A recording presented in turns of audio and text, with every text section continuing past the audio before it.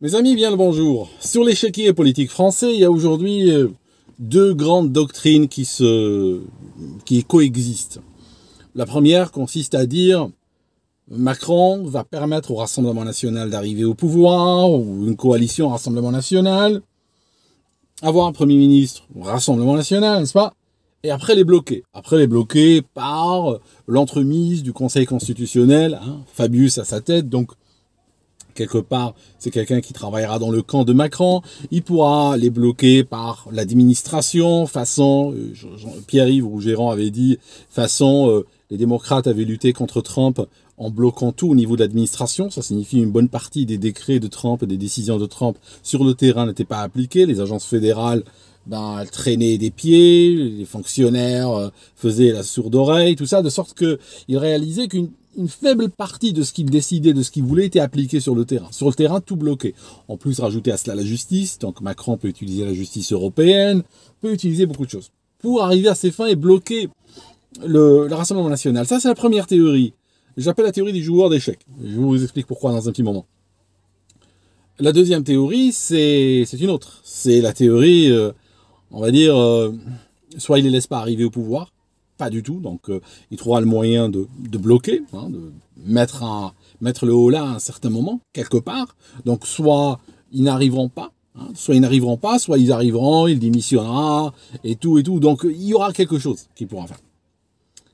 Maintenant, la deuxième théorie, c'est que s'ils arrivent au pouvoir, il ne va pas les bloquer. Il ne va pas utiliser le Sénat ou le Conseil constitutionnel ou la justice européenne et tout pour les bloquer. Au contraire, il va les laisser. Je vous dis pourquoi.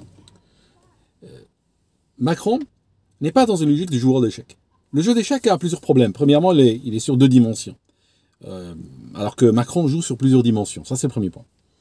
Deuxièmement, le jeu d'échecs qui en Occident va influencer, on va dire, le mode de pensée de beaucoup de monde, se base sur, il fait un mouvement comme ça, je le bloque comme ça, je cherche soit le bloquer, soit lui prendre des pièces. Il y a certaines pièces il y a une pièce qui se prend pas, en particulier c'est le roi, mais sur le reste, on va essayer plutôt de bloquer et de contrer. Ça, c'est le jeu d'échecs. Maintenant, Macron ne joue pas au jeu d'échecs. Le jeu auquel il joue est un jeu machiavélique. Il est dans le machiavélisme. Le machiavélisme s'exprime sur plusieurs dimensions et beaucoup plus complexe que le jeu d'échecs. Dans le jeu d'échecs, effectivement, qui est une réflexion qui a ses mérites, je ne dis pas. Elle peut même se réaliser sur le terrain, mais je lui donne une faible pondération. Parce que dans cette logique-là, dans cette logique de jeu d'échecs, eh bien, Macron va chercher à contrer le Rassemblement national. Dans la logique machiavéliste, il ne va pas le faire. Pourquoi? Parce que s'il les bloque, en termes de jeu d'échecs, que va-t-il se passer? Ils diront plus tard, nous, on n'a pas pu travailler, on nous a empêchés, on a fait du surplace, on a fait du Hollande. Oui, mais c'est pas que, c'est pas qu'on l'a voulu, c'est qu'on nous a pas laissé, on nous a empêchés. Ils passent pour des victimes, quelque part. Donc il va leur donner, il va les protéger, quelque part. Donc les gens ne pourront pas faire un bilan, parce que ceux qui disent on m'a pas laissé travailler, ils disent pourquoi. C'est quoi le sous-entendu derrière? Le sous-entendu, c'est ne faites pas mon bilan, moi je n'ai pas pu travailler. J'ai rendu une copie blanche, j'ai pas eu le temps, on m'a pas laissé, mon stylo marchait pas. Vous voyez? Donc Macron, il va les laisser travailler. Mais comme ce sont des gens qui sont... Alors je cherche les mots, là c'est très dur de trouver les mots. Je dirais que sans trouver les mots, laissant les mots là où ils sont, je dirais que sur un plan purement machiavélique, la meilleure manière pour Macron de faire tomber le Rassemblement national, c'est de le laisser agir. Au contraire, laisse-les agir, laisse-les faire. Il va probablement même leur huiler ou leur savonner la pente. Ce qu'ils veulent, laisse-les. Comme ça, les gens pourront voir. Tu vois ce que je veux dire? C'est ça l'idée. C'est que le Rassemblement national, déjà, sont dans une politique pro-européiste. À 100%. Donc, par rapport à toutes les décisions, genre immigration et tout, qui semblent être leur, on va dire, ils sont très à cheval là-dessus. En réalité, Si Macron les bloque, qu'est-ce qu'ils diront, hein? Ils diront, nous, on a voulu lutter contre l'immigration, mais Macron nous a empêchés par le biais de ses complices à l'Union européenne. Non, il ne va pas faire ça. Il va les laisser travailler. Allez-y, faites. Problème, c'est comme ils sont pro-européistes, ils feront face à leurs contradictions européennes. Donc, ils seront obligés de ne rien faire là-dessus. Vous voyez? Pareil, rappelez-vous, il y a peu de temps, il y a quelques mois, la France était dehors pour la réforme des retraites. Le Rassemblement national ne va rien faire contre ça. Il va pas inverser cette loi ou changer. Non, il va rien faire du tout. Pas du tout. Il a déjà dit, il va pas y toucher. Vous voyez? Pourquoi? Parce qu'elle est imposée par l'Union européenne. Donc pareil, il faut les laisser faire, leur dire, écoutez, si vous voulez y toucher, vous êtes libre. Il va pas aller les bloquer, surtout pas. Donc en réalité, on va avoir un Rassemblement national qui va arriver et qui ne pourra pas réaliser la moindre de ses promesses. Vous voyez? Et donc là, aujourd'hui, ce qu'on a sur le paysage politique français, c'est extraordinaire, c'est que ceux qui étaient censés faire de l'opposition ne faisaient pas d'opposition. Premier dans la liste, Rassemblement national, n'a jamais voté les motions de censure. Il aurait pu forcer il y a longtemps Macron à la dissolution. Ils auraient pu eux-mêmes prendre l'initiative. En réalité, ils sont restés dans une posture assez servile. Ils faisaient la politique de la chaise vide pour ne pas contrarier Macron. À des moments où ils auraient pu bloquer certaines de ces lois, eux, ils préféraient rester en retrait. Le résultat net, c'est quoi? Le résultat net, c'est qu'ils lui ont laissé le ballon, lui ont laissé l'initiative, et il a dissous l'Assemblée au moment où ils sont plus fauchés. Il a dissous l'Assemblée juste au sortir d'une campagne électorale, sachant qu'ils n'ont pas reçu encore les remboursements, qui vont mettre des mois à venir. Eh bien voilà, ils sont dans une situation aujourd'hui où ils vont subir au lieu d'être acteurs. Vous voyez? Autre chose qui est très frappante dans la politique française aujourd'hui. Ce qui est frappant, c'est les trahisons. Ces trahisons-là ont fini par me rendre Zemmour sympathique, littéralement. Bien sûr, je suis contre Zemmour sur le plan politique, absolument. J'ai zéro sympathie ou complaisance avec lui. En plus, Zemmour était bien parti à l'époque. Il était vraiment sur une bonne lancée. Il s'est mis tout le monde à dos en adoptant un langage d'extrême droite racialiste. Peut-être, alors certains Zemmouris, j'ai des amis Zemmouristes qui ne sont pas du tout dans le racialisme.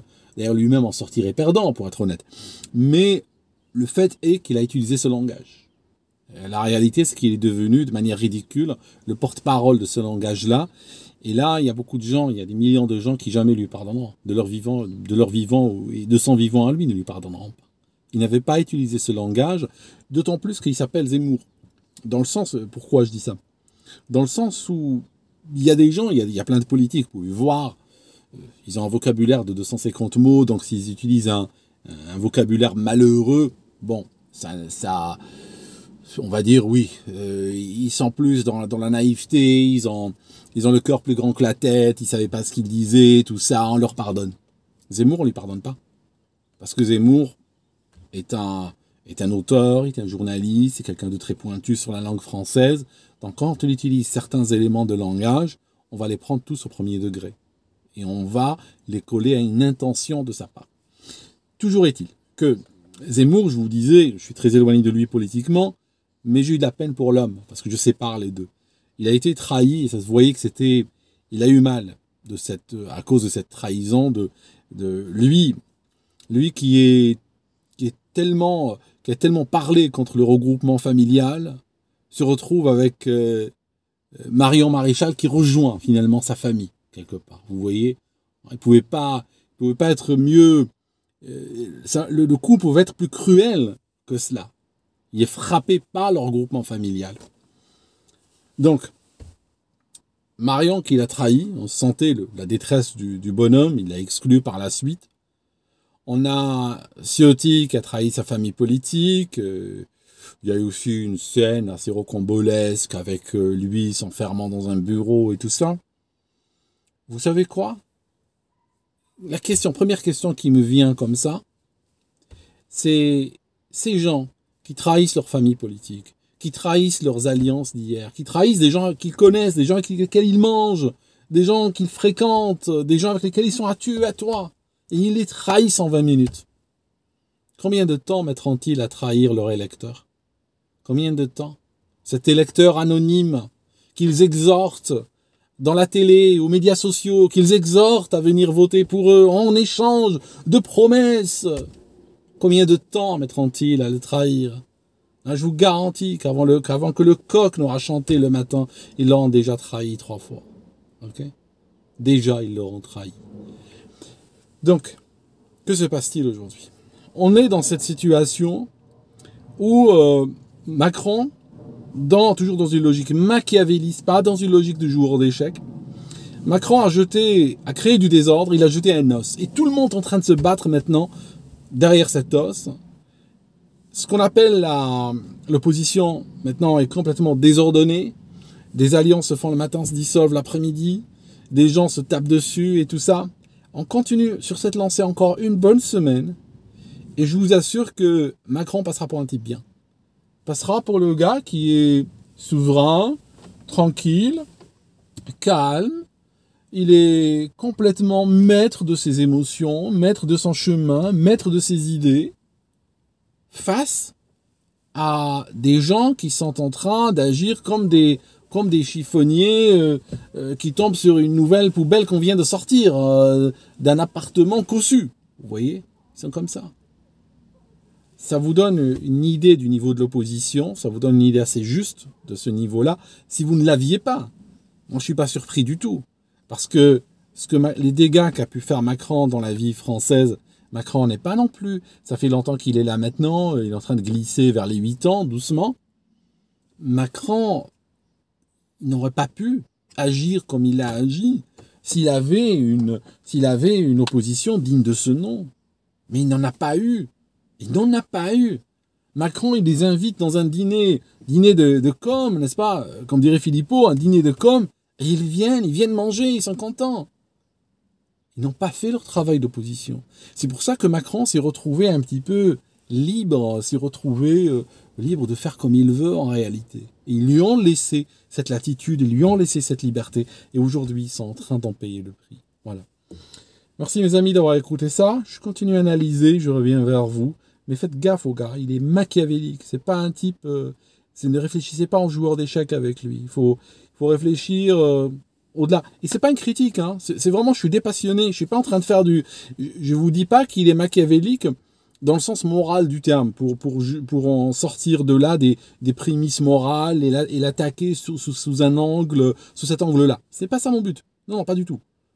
C'est une analyse dépassionnée et sans jugement de valeur. Je vous dis que le mec fonctionne selon un livre et un protocole machiavélique, pas selon un protocole de joueur d'échecs. Voilà. Merci mes amis d'avoir écouté jusqu'ici et puis je reviens bientôt.